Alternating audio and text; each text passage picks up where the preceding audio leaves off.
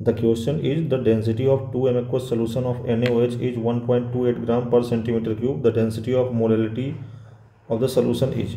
तो यहाँ पे अगर मैं मोलैलिटी ऑफ सोल्यूशन की बात करूँ तो ये कैसे फाइंड आउट कर सकते हैं हम लोग। Molality of solution equal to हम लिखते हैं मोल्स ऑफ सॉल्यूट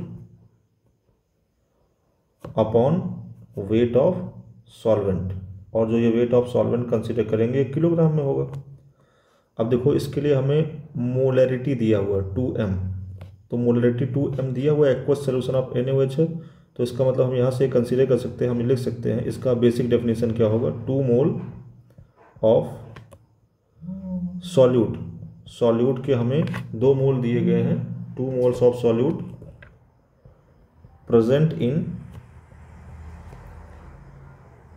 1 लीटर, या हम बोल सकते हैं 1000 ml ऑफ सॉल्यूशन।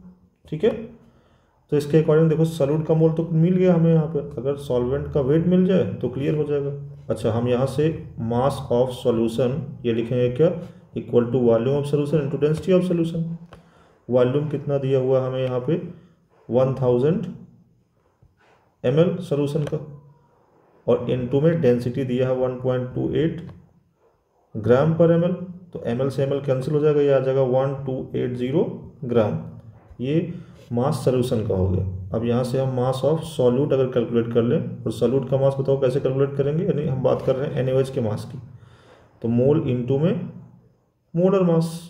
ठीक है, मोल कितना था 2, इंटू में मोलर मास NaOH कितना हो जाएगा 40, तो इसके अकॉर्डिंग कितना आ जाएगा 80 ग्राम।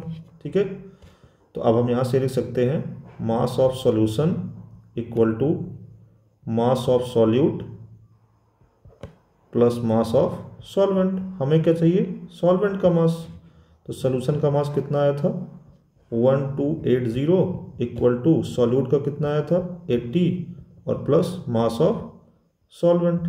तो यहाँ से अगर हम सॉल्वेंट का मास कैलकुलेट कर लें तो हम यहाँ से लिख सकते हैं मास ऑफ सॉल्वेंट, तो ये माइनस हो जाएगा 1280 में से हम माइनस कर देंगे कितना 80, तो कितना मिल जाएगा 1200 ग्राम। इतना मास ऑफ सॉल्वेंट है।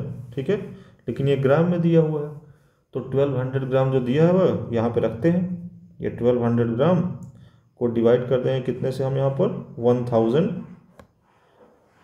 से डिवाइड कर दिया, तो ये किस में कन्वर्ट हो जाएगा किलोग्राम में। ठीक है, इसको ऊपर ले जाओगे तो ये आपका वैल्यू कितना हो जाएगा 2 इंटू 1000 और अपॉन में 1200, तो हम कैलकुलेट करेंगे यहाँ से कितना आ जाएगा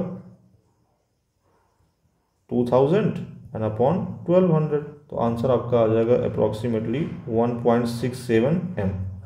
दिस इज द आंसर, और इसके हिसाब से हमारा ऑप्शन जो मैच करेगा वो सी है। Thank you.